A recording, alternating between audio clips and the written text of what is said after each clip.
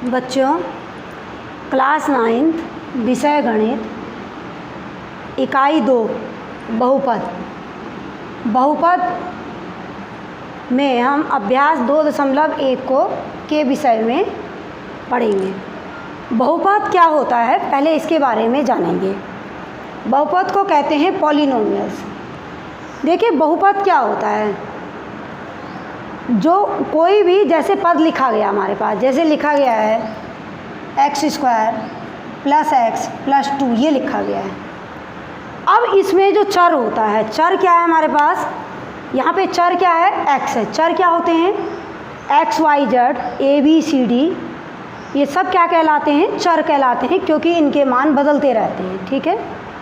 और अचर क्या होते हैं, अचर होते हैं नंबर्स, जितने भी नंबर्स होते हैं 1 2 3 4 ये सब अचर होते हैं, क्योंकि इनका मान कभी भी नहीं बदलता है। तो बहुपद क्या होते हैं, जो चर की वास्तविक घात होती है। चर क्या है यहाँ पे, जैसे x² है, x है, ये क्या है, चर है, और 2 क्या है, अचर है। तो चर की वास्तविक घात, वास्तविक का मतलब होता है जैसे 1 2 3 4 होना चाहिए, माइनस में नहीं होना चाहिए, जैसे -1 -2 या 1/2 2/3 ये नहीं होना चाहिए। वास्तविक घात यानी कि 1 2 3 4 चर की जो वास्तविक घात वाले पद होते हैं उन्हें हम बहुपद कहते हैं। ठीक है। क्या कहा बहुपद को, कि चर की वास्तविक घात वाले पद को हम बहुपद कहते हैं। जैसे मैंने एक ये लिख दिया, यहाँ पे मैंने लिखा कि x² + x + 2 ये क्या है, बहुपद है या नहीं। हमसे पूछते हैं जैसे, तो हम कहेंगे ये बहुपद है। क्यों, क्योंकि चर क्या है, यहाँ पे x है, तो यहाँ पे x की घात 2 है, यहाँ पे x की घात 1 है, यानी कि ये घात कैसी है, वास्तविक है। ठीक है। अच्छा, और इसमें क्या आता है, बहुपद जो होते हैं वो एकपदी भी होते हैं, द्विपदी भी होते हैं, त्रिपदी भी होते हैं, चतुर्पदी भी इस प्रकार से होते हैं। जैसे जिसमें केवल एक पद होगा, जैसे हमने यहाँ पे लिख दिया 3x, तो यानी ये क्या हो गया, एक पदी हो गया।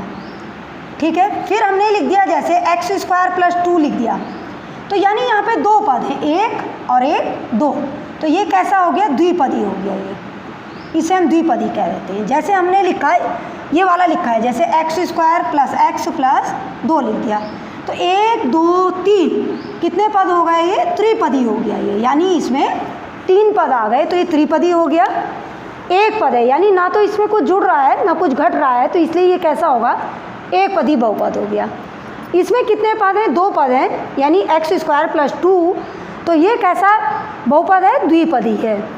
इसमें क्या है, x² + x + 2 है, यानी ये कैसा है, त्रिपदी बहुपद है। ये हम अभी आगे इसी एक्सरसाइज में पढ़ेंगे।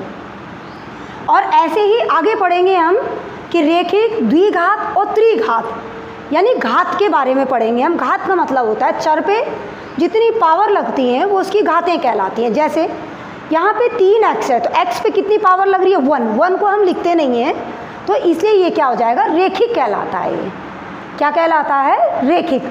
जैसे ये है x² + 2, x पे कितनी पावर लग रही है, 2 लग रही है, इसलिए ये क्या कहलाएगा, द्विघात कहलाएगा। यानी घातों की संख्या कितनी है, सबसे ज़्यादा घातों की संख्या कितनी है, 2 है, तो इसलिए ये कहलाएगा द्विघात। अगला देखिए, अगले में क्या है, x² + x + 2, सबसे बड़ी घात कितनी है इसमें, x की 2 है, तो इसलिए ये भी क्या है, मतलब अगर इसे घात के रूप में देखेंगे तो ये भी 2 घात होगा। और जैसे हम x³ लिख लेंगे, मान लिया जाए, तो x³ यानी 3 घात लग गई, तो वो त्रिघात कहलाएगा। अब हम इस एक्सरसाइज में इन सब के बारे में आगे पढ़ेंगे। देखिए पहला क्वेश्चन है जैसे कि निम्नलिखित में से कौन सा व्यंजक एक चर में बहुपद है और कौन नहीं, कारण लिखिए। हमें कारण सहित बताना है कि बहुपद है या नहीं है। पहला क्वेश्चन देखिए क्या है, 4x² - 3x + 7 दे रखा है। ये एक बहुपद है, क्योंकि इसमें चर की घात क्या है, वास्तविक है, यहाँ 2 है, यहाँ 1 है, तो यानी इसका मतलब क्या है, पहले तो हम लिखेंगे ये क्या है, बहुपद है। तो उत्तर में क्या आएगा इसका, पहले आएगा बहुपद है, ये पहले हमने लिख लिया कि बहुपद है।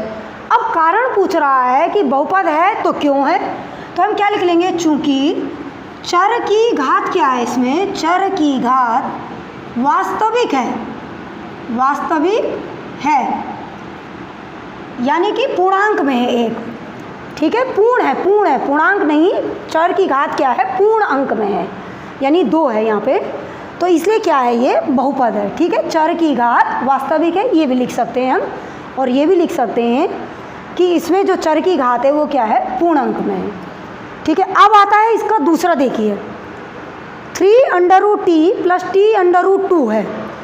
हमें अचर पद से कोई, अचर से कोई मतलब नहीं है, हमें केवल चर को देखना है। तो चर यहाँ पे क्या है, √t है और t है। अब जो √t है, देखिए √t जो है इसको हम t की घात 1/2 लिखेंगे, और जो 1/2 है वो वास्तविक घात नहीं है, तो इसका मतलब ये पूरा पद क्या है, बहुपद नहीं है।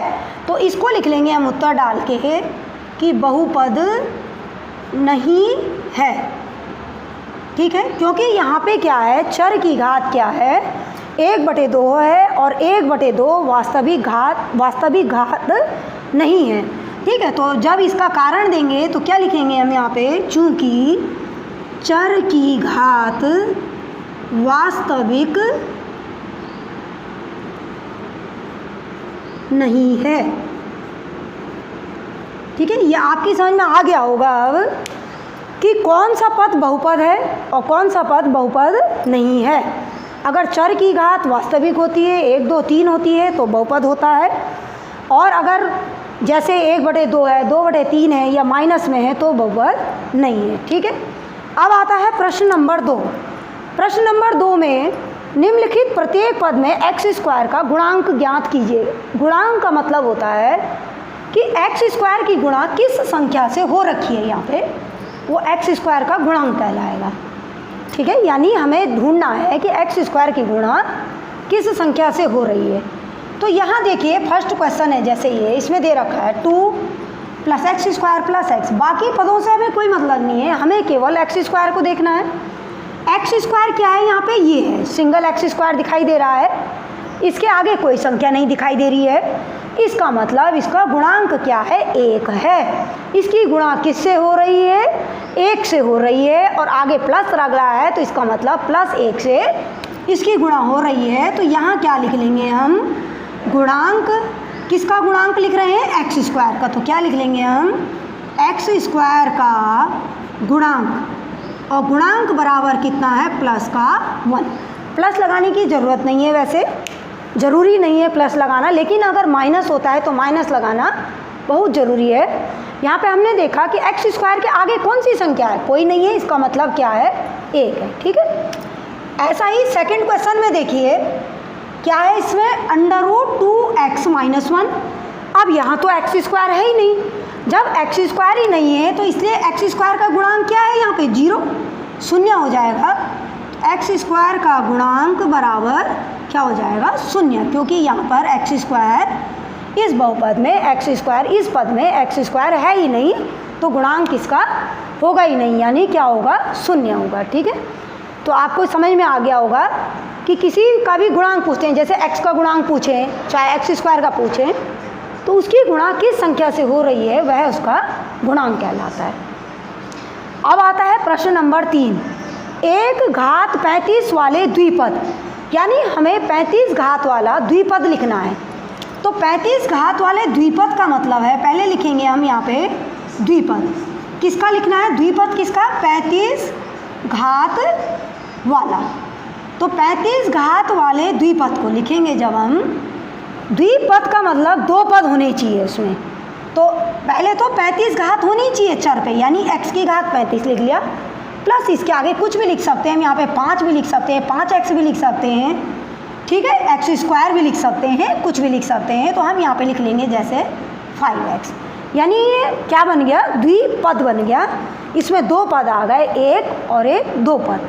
तो 35 घात वाले को हमने कितने पद में लिखना था, 2 पद में लिखना था, और ये x पे हमने 35 घात लगा ली। यहाँ हम कुछ भी लिख सकते हैं, यानी कि यहाँ पे केवल x भी लिख सकते थे, केवल 5 भी लिख सकते थे, केवल 3 भी लिख सकते थे, ठीक है। अगला है हमारे पास घात 100 वाला एक पद। अब क्या लिखना, हमने एक पद लिखना है, एक पद क्या लिखना है, 100 घात वाला। एक पद लिखना है तो एक पद लिखने के लिए हम कुछ भी लिख सकते हैं। जैसे हमने लिख दिया, मान लिया जाए x की घात 100 लिख दिया, तो यानी कि ये क्या हो गया, एक पद हो गया, एक ही पद है, ना इसमें कोई जुड़ेगा ना इसमें घटेगा। ठीक है, यहाँ पे हम y भी लिख सकते हैं, t भी लिख सकते हैं, z भी लिख सकते हैं, चर है क्योंकि, तो कोई सी भी संख्या लिख सकते हैं। ठीक है, तो ये आपकी समझ में आ गया। अब है क्वेश्चन नंबर 4, देखिए निम्नलिखित बहुपदों में प्रत्येक की घात लिखनी है। आपको अभी पहले ही बताया था शुरू में कि बहुपद की घात यानी चर पे देखेंगे सबसे बड़ी घात कितनी है। देखिए क्वेश्चन है जैसे 5x की power 3 plus 4x square plus 7x है, तो चर क्या है इसमें, x हैं, सभी x हैं। सबसे बड़ी घात कितनी है, यहाँ पे 3 है, यानी x पे सबसे बड़ी घात कितनी लग रही है, 3 लग रही है।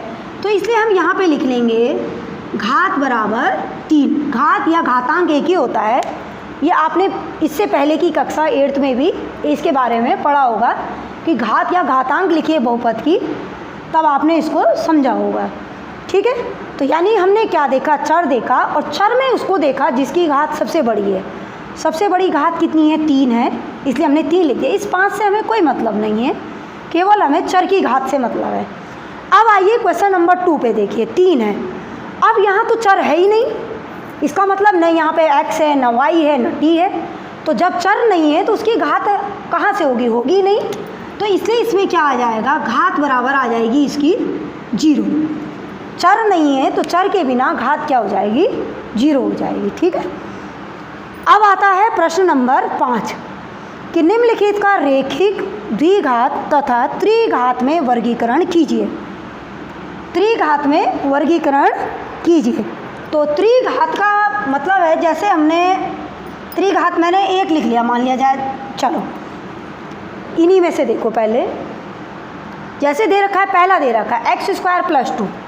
सबसे बड़ी घात कौन है, x की घात कितनी है, 2 है। तो इसका मतलब ये कैसा हो गया, द्विघात हो गया। क्या हो गया ये, द्विघात। क्या है ये, द्विघात है। ठीक है, क्योंकि x की घात 2 है। इसमें देखिए x की घात कितनी है, 1 है, तो इसका मतलब एक घात वाले को कहते हैं हम रेखिक। ये हो गया रेखिक।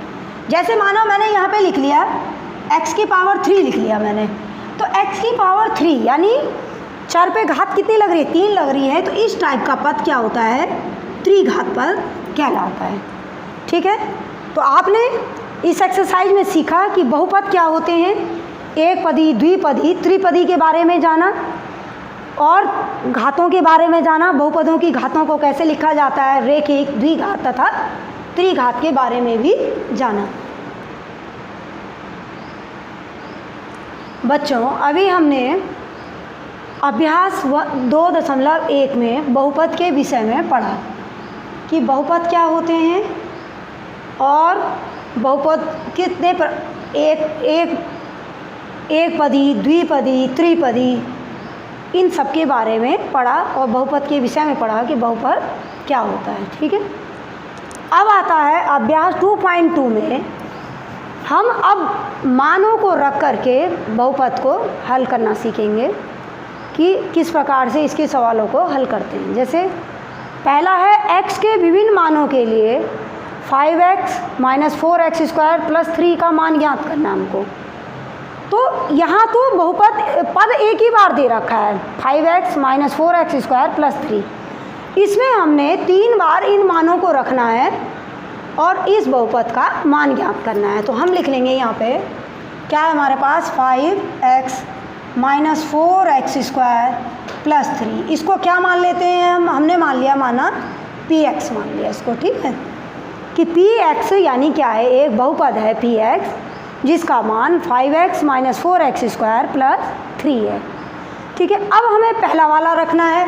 पहला क्या है, इसमें x बराबर, पहला जब हम लिखेंगे तो x बराबर 0 रखने पर क्या लिखेंगे हम, x बराबर 0 रखने पर।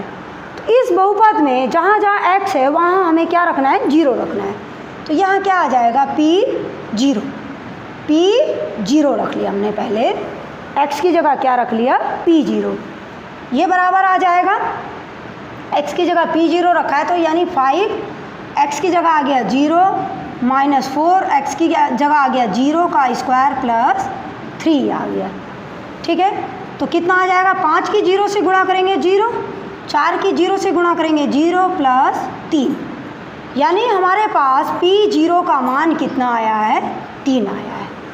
ठीक है, इसी प्रकार से दूसरे वाले को करेंगे। दूसरे में क्या है, x बराबर -1 है। ठीक है, तो हम क्या लिख लेंगे, x बराबर -1 रखने पर क्या करना है हमको, फिर से px में x बराबर -1 रखना है, px लिख लेते हैं 5x -4x² + 3 लिख लिया। तो जब मान रखेंगे तो 5, यहाँ क्या रखना है x की जगह, -1 -4 -1 का स्क्वायर + 3 लिख लेंगे। 5 की गुणा 1 से करेंगे तो कितना आएगा, -5 -4 -1 का स्क्वायर क्या आएगा, 1 और प्लस का आएगा 3। ये क्या बन जाएगा, -5 -4 प्लस का 3, -5 -4 जोड़ेंगे तो आएगा -9 और प्लस का 3, यानी ये आ गया -6। यानी कि यहाँ पे क्या रखा हमने, px की जगह क्या रखा, p-1, तो p-1 का मान आया है हमारे पास -6। ठीक है, अब आता है इसका थर्ड पार्ट। थर्ड पार्ट क्या है हमारे पास, थर्ड पार्ट में है x बराबर 2 रखने पर। अब हम x की जगह कितना रखेंगे, 2 रखेंगे। पहले बहुपद लिख लेंगे। बहुपद क्या है, px बराबर 5x -4x² + का 3, क्योंकि यहाँ बहुपद एक ही दे रखा है, मान उसके अलग अलग दे रखे हैं, तो हम अलग अलग मान रख करके इसको निकालेंगे। ठीक है, तो क्या हो जाएगा, p कितना आ जाएगा यहाँ पे 2, यानी x की जगह रख दिया 2, 5 की किससे करेंगे, 2 से, -4 2 का स्क्वायर + 3, तो कितना आ जाएगा, ये 5 दूनी 10 -4 और 2 का कितना आ जाएगा यहाँ पे, 2 2 जा 4 और प्लस का लिख दिया हमने 3, ये आ जाएगा यहाँ पे 10 -4 4 जा 16 और प्लस का 3। 10 को ऐसे ही रहने देंगे, 16 में से 3 माइनस करेंगे -13 और 13 में से 10 माइनस करेंगे तो आएगा -3, यानी कि P2 का मान कितना आया है, -3 आया। तो ये आपने देखा कि जब एक बहुपद दे रखा था उसमें हमने तीनों मानों को रख करके किस प्रकार से हल किया। अब आता है प्रश्न नंबर 2। देखिए, निम्नलिखित प्रत्येक बहुपद के लिए P0 P1 और P2 ज्ञात करना है हमको। ठीक है, तो यानी कि यहाँ क्या है, पद ये है, इसी प्रकार से इसको भी हल करना है। इसमें पहले हम किसका मान रखेंगे, P0 का रखेंगे, फिर P1 का रखेंगे, फिर P2 का मान रखेंगे हम। तो जब हम P0 रखेंगे तो क्या आ जाएगा, इधर साइड पे लिख लेंगे, क्या है यहाँ पे t है, तो t बराबर 0 रखने पर लिख लेंगे। क्या लिख लेंगे, t बराबर 0 रखने पर। तो यहाँ क्या आ जाएगा, P0 बराबर 2 + 0 + 2 0 का स्क्वायर -0 की पावर 3 लिख लिया।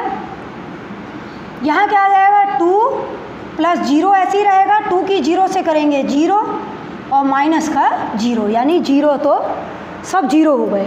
तो इसका आंसर कितना आ गया, P0 का मान आ गया हमारे पास 2। ठीक है, इसी प्रकार से क्या निकालना है, अब हमको P1 निकालना है। तो P1 लिख लेंगे, P1 और यहाँ क्या लिख लेंगे साइड पे, t बराबर 1 रखने पर। ठीक है, अब हम यहाँ क्या रख रहे हैं, t बराबर 1 रख रहे हैं, तो यानी ये क्या बन गया, P1 बन गया। चाहे तो हम इसे दोबारा लिख सकते हैं, ऐसे लिख सकते हैं, PT बराबर 2 + t + 2t² - t³ लिख लिया। अब t की जगह कितना रखना, 1, तो यानी P1 ये हो जाएगा 2 + 1 + 2 × 1 का स्क्वायर -1 की पावर 3 लिख दिया। कितना आएगा, 2 + 1 की, चलो पहले लिख लो, 2 + 1 और 2 की 1 से करेंगे तो यहाँ कितना आएगा, 2 और ये हो गया -1। ठीक है, तो प्लस कर लेंगे, 2 और 1 3, 3 और 2 5, 5 - 1 यानी कितना आ गया, 4। तो P1 का मान कितना आ गया, 4 आ गया। ठीक है, अब थर्ड वाला है, किसका मान ज्ञात करना है, P2 का। फिर से लिख लेते हैं, PT बराबर क्या हमारे पास 2 plus T plus 2t² minus T cube लिख लिया। इसमें क्या करना है हमको, क्या लिखना है, t बराबर 2 रखने पर t की जगह हम कितना रखेंगे, अब 2 रखेंगे। तो जब 2 रखेंगे तो क्या आ जाएगा यहाँ पे p 2 प्लस 2 का स्क्वायर माइनस 2 की पावर 3 लिख लिया। कितना आ जाएगा ये 2 प्लस 2 और यहाँ कितना आएगा 4 और माइनस यहाँ कितना आएगा 8। तो 2 प्लस 2 कितना हो गया 4 प्लस 4 इंटू 2 कितना आ गया 8 माइनस का 8 से 8 कैंसिल हो गया क्योंकि प्लस माइनस है, तो इसका आंसर आ गया 4, यानी P2 का मान कितना आ गया 4 आ गया। तो आपने देखा कि जब बहुपद दिया होता है और मान दिए हुए हैं 0, 1, 2, तो ये बहुपद में मान रख करके किस प्रकार से निकाला जाता है। बच्चों अभी हमने क्वेश्चन नंबर 1 और 2 किया, अब हम क्वेश्चन नंबर 3 को देखेंगे कि निम्नलिखित में बहुपद के सम्मुख दिए हुए x के मान बहुपद शून्यंक है या नहीं। शून्यंक का मतलब है कि जैसे पहले ये दे रखा हमको बहुपद px बराबर 3x + 1 दे रखा है और यहाँ दे रखा है इसका आंसर है। ये समझो आप कि जो शून्यंक होता है वो इसका आंसर है, यानी कि x बराबर है -1/3। ठीक है, अब इस x बराबर -1/3 को हमने इस बहुपद में रखना है। अगर इसका मान 0 आ जाता है तो ये क्या है, इसका शून्यंक है, और 0 नहीं आता है तो इसका मतलब शून्यंक नहीं है। तो देखिए हम क्या लिखेंगे यहाँ पे, x बराबर -1/3 रखने पर हम इसका मान रखेंगे तो क्या आ जाएगा यहाँ पे p, x की जगह आएगा -1/3 लिख लिया, 3 ऐसे ही रहा, x की जगह आ गया -1/3 और प्लस का आ गया 1। अब क्योंकि ये मल्टीप्लाई में है तो इसलिए क्या हो जाएंगे, कैंसिल हो जाएंगे, 3 से 3 कट गया, तो ये क्या आ गया यहाँ पे बच गया -1 और ये बच गया +1।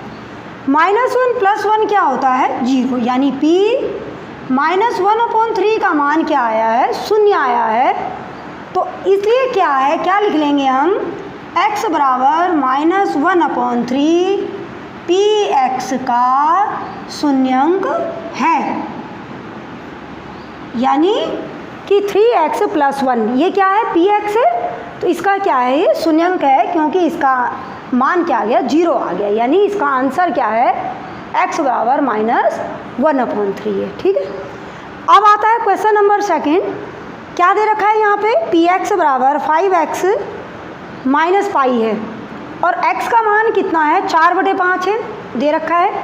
तो क्या लिख लेंगे हम इसमें, x बराबर 4/5 रखने पर x का मान रख देंगे तो क्या आ जाएगा यहाँ पे p 4/5, 5 ऐसे लिख लिया, x की जगह रख दिया 4/5 माइनस का लिख दिया पाई। 5 से 5 क्या हो गया, कैंसिल हो गया, 5 से 5 कैंसिल होने पे यहाँ आ गया 4 - पाई, यानी कि जो px का मान है वो 0 नहीं आया है। जब 0 नहीं आया है तो हम क्या लिख देंगे, ये 0 के बराबर नहीं है तो हम लिखेंगे कि x बराबर 4/5 px का शून्यंक नहीं है, नहीं है। ठीक है, क्या क्या हमने जो मान दे रखा है उस मान को px में रख देना है, जो सवाल दिया हुआ है उसमें मान रख दिया। अगर उसको सॉल्व करने पे 0 आता है तो वो क्या है, जो मान दिया हुआ है वो शून्यंक है, और 0 नहीं आता है तो दिया हुआ मान शून्यंक, यानी कि उसका शून्यंक नहीं है। ठीक है, अब आता है प्रश्न नंबर 4। निम्नलिखित में प्रत्येक बहुपद के लिए शून्यंक ज्ञात करना है हमको। शून्यंक का मतलब है कि px को क्या रख देना है, 0 रख देना है और x का मान हमको निकालना है, px बराबर 0 रखना है। तो क्या हो जाएगा, शून्यंक के लिए यहाँ पे लिख लेंगे हम साइड पे समझने के लिए कि शून्यंक के लिए क्या हो जाएगा, px बराबर 0 होना चाहिए। ठीक है, निकालने के लिए तो यानी यहाँ क्या रख देंगे हम 0, यह आ जाएगा x + 5। अब क्या करते हैं हम, x इधर ही रहेगा, 5 यहाँ जाके क्या हो जाएगा, माइनस का आ जाएगा, यानी x का मान क्या आ गया, माइनस का 5। तो इस बहुपद का शून्यांक क्या है, -5 है। ठीक है। ऐसा ही अगला क्वेश्चन है, px बराबर क्या है, 3x। तो हम क्या लिख लेंगे यहाँ पे, px की जगह क्या रखना है, 0, ये बराबर आ जाएगा 3x। ये 3x बराबर 0 भी रख सकते हैं। ठीक है। तो x बराबर क्या आ जाएगा, 0/3, 0/3, और जब 0 से भाग देंगे तो x का मान आ जाएगा 0/3 है, 3 से जब 0 को भाग देंगे तो इसका आंसर आएगा 0, यानी इस बहुपद का शून्यांक क्या है, 0 है। ऐसा ही अगला क्वेश्चन है, px बराबर cx प्लस d है। तो क्या लिख लेंगे हम, cx प्लस d बराबर 0। शून्य को इधर भी लिख सकते हैं और इधर भी लिख सकते हैं। तो क्या हो जाएगा, cx बराबर माइनस का d, राइट हैंड जाने पे d किसका हो जाएगा, माइनस का। हमें c को 0 नहीं करना है, यानी मान किसका निकालना है, x का। तो x बराबर हो जाएगा -d/c। तो इसका शून्यांक क्या आया है, -d/c। इसी के साथ अभ्यास 2.2 समाप्त होती है। बच्चों अब हम करेंगे अभ्यास 2.3। 2.3 में पहला क्वेश्चन देखिए क्या है, x की power 3 plus 3x square plus 3x plus 1 को निम्नलिखित प्रत्येक से भाग देने पर शेषफल ज्ञात कीजिए। यानी हमें क्या बताना है, शेषफल बताना है। तो इसमें क्या करेंगे हम, सबसे पहले ये क्या होता है, px होता है ये, यानी ये एक बहुपद है। क्या है ये, px। तो यहाँ लिख लेंगे हम, इसमें हमें भाग देने पे शेषफल बताना है। तो हमने लिख लिया यहाँ पे px बराबर x की power 3 plus 3x square plus 3x plus 1 लिख दिया हमने। ठीक है। इसमें क्या करना है हमको, 5 प्लस 2x बराबर 0 करना है। क्या लिख लेंगे हम, 5 प्लस 2x बराबर 0।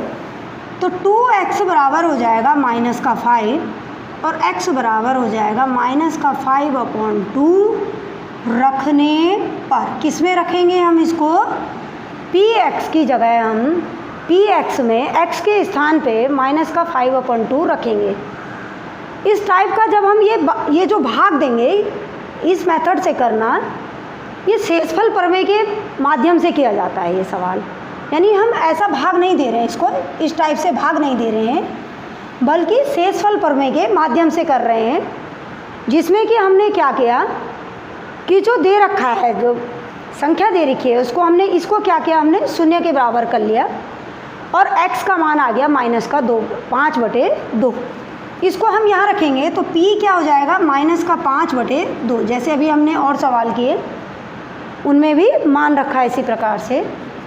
x की पावर 3 का मतलब -5/2, 5/2 की घात 3 लिख दिया हमने, प्लस क्या लिख दिया, 3 माइनस 5/2 की घात कितना लिख दिया, 2, प्लस लिख दिया 3 माइनस क्या लिख दिया हमने, 3 और माइनस 5/2 और प्लस का लिख दिया हमने 1। ठीक है। अब इसको सॉल्व करना है हमने। तो 5 का घन क्या होगा, माइनस का 125 बटे कितना आ जाएगा, 8, प्लस ये है 3, 5 का वर्ग होगा 25 और बटे आ जाएगा 4, प्लस माइनस 5 किया 15, 15/2 और प्लस का आ गया 1। ठीक है। अब क्या हो जाएगा, माइनस का 125 बटे 8 प्लस गुणा कर लेंगे, 25 या 75 बटे 4 माइनस का 15/2 और प्लस का 1/1 लिख सकते हैं। जब हम इसका एलसीएम लेंगे तो एलसीएम लेने पे क्या आएगा, एलसीएम आएगा इसका यहाँ पर 8 लिख लिया। 108 का भाग 8 में कितनी बार जाएगा, 1 बार जाएगा, इसलिए ऐसा ही आ जाएगा 125, प्लस 4 का भाग 8 में कितनी बार जाएगा, 2 बार, तो 75 दूनी 150 यानी 150 आ गया, माइनस 2 का भाग 8 में कितनी बार जाएगा, 4 बार, तो 15 चौको आ गया 60, प्लस 1 का भाग 8 में जाएगा 8 बार, तो 8 एकम 8 लिख लिया। अब इसको सॉल्व कर लेंगे। सॉल्व करने पे 150 में से 125 घटाएंगे तो कितना बचेगा 25, और 60 में से कितना घटाएंगे 8 घटाएंगे तो कितना बचेगा -52/8। ठीक है, जब इन दोनों को घटाएंगे तो कितना बचेगा यहाँ पे 12 में से 5 गया 7, 4 में से 2 गया 2, लेकिन 27 किसका आएगा -27/8। ठीक है, ये क्या है हमारे पास शेषफल बचा, तो हम क्या लिख लेंगे, इसलिए शेषफल बराबर आ गया हमारे पास -27/8। ठीक है, इसी प्रकार से आपको इसके और सवाल भी करने हैं। अब आता है प्रश्न नंबर 2। ये प्रश्न नंबर 2 जो है इम्पोर्टेंट क्वेश्चन है इस एक्सरसाइज का। ठीक है, ये कई बार पूछ लिया जाता है ये क्वेश्चन। इसमें क्या है कि x की पावर 3 -ax² + 6x -a को x - a से भाग दिया जाए तो शेषफल ज्ञात कीजिए। इसको भी हम किससे करेंगे, शेषफल प्रमेय से करेंगे। तो इसके लिए क्या लिख लेते हैं, पहले हम px बराबर लिख लेंगे x की पावर 3 माइनस का ax² प्लस का 6x माइनस का a लिख लिया हमने। ये हमारे पास क्या है, बहुपद है। क्या दे रखा हमको, किससे भाग देना है, x - a से, तो जिससे भाग देना उसे लिख लेंगे हम शून्य के बराबर, यानी कि x - a बराबर 0 लिख लिया। तो x बराबर a रखने पर x की जगह क्या रख लेंगे, अब हम a रख लेंगे।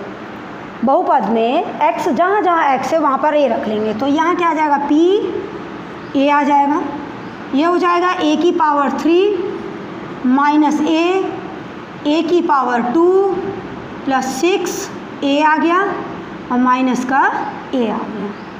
क्या हो जाएगा, a की पावर 3 2 और 1 3, यानी a की power 3 plus 6a minus a। ये क्या हो गया, कैंसिल हो गया। अब 6a में से a माइनस करेंगे तो कितना आएगा, 5a आ गया। यानी कि शेषफल कितना आया, क्या लिख लेंगे हम, इसलिए शेषफल बराबर आ गया हमारा 5a। ठीक है, जिससे भाग देते हैं उसको हमने क्या कर दिया, शून्य के बराबर कर दिया। तो माइनस का है तो इधर आके प्लस का हो गया। तो x बराबर a हमने किस में रख दिया, px में मान रख दिया। जहाँ जहाँ x था वहाँ वहाँ a रखने पे, सॉल्व करने पे शेषफल आ गया 5a। ठीक है, अब है अगला क्वेश्चन नंबर 3। जांच करो कि क्या 7 + 3x की पावर 3 प्लस 7x का गुणनखंड है या नहीं। ठीक है, क्या गुणनखंड है हमें ये बताना है। तो सॉल्व इसी प्रकार से सॉल्व करेंगे और देखेंगे अगर इसका मान px का मान 0 आ जाता है तो गुणनखंड है, और शेषफल बचता है तो लिखेंगे गुणनखंड नहीं है। तो पहले हम लिख लेंगे px कौन है, ये है। तो px बराबर कितना है, 3x की पावर 3 प्लस 7x, ये क्या है, px है। ठीक है, हमें क्या लिखना है, 7 + 3x बराबर 0 कर दिया हमने। तो 3x बराबर आ जाएगा माइनस का 7, x बराबर आ जाएगा -7/3। क्या लिख लेंगे, रखने पर। अब इस मान को हम किस में रख लेंगे, px में रख लेंगे जहाँ पर x है। तो ये आ जाएगा p माइनस का 7/3 माइनस का 7/3। ठीक है, 3 लिख लिया, माइनस का 7/3 की पावर कितनी है यहाँ पे 3, और प्लस 7 लिख लिया और माइनस का 7/3। ठीक है, अब इसको हल कर लेंगे। तो ये क्या है, 3 तो ऐसे ही रहेगा। 7 का घन क्या होता है, 343। क्या आएगा, माइनस का 343, और 3 का घन क्या होता है, 3 × 9 9 × 27। आप गुणा करके भी देख सकते हैं। प्लस माइनस माइनस 7 × 7 = 49 बटे कितना आ गया, 3 आ गया। ये 3 से 27 को काट लेंगे, कितनी बार कटेगा, 9 बार। तो ये क्या आ जाएगा, माइनस का 343/9 और माइनस का 49/3। अब एलसीएम ले लेंगे। एलसीएम कितना आएगा यहाँ पे, 9। 3 × 9, 9 का भाग 9 में कितनी बार जाएगा, 1 बार। तो यहाँ आ जाएगा माइनस का 343। अब 3 का भाग 9 में कितनी बार जाएगा, 3 बार। तो यह आएगा 49 × 3 माइनस का 343 गुणा कर लें, 3 नम 27, 3 चौक 12 और 2 14, माइनस का कितना आ गया 147/9। अब हम क्या करेंगे इनको, क्योंकि दोनों माइनस है तो जुड़ जाएंगे, तो ये आएगा 7 और 3 10, 4 और 4 8 और 1 9, 3 और 1 4, माइनस का 490/9। यानी पी एक्स का मान शून्य नहीं है।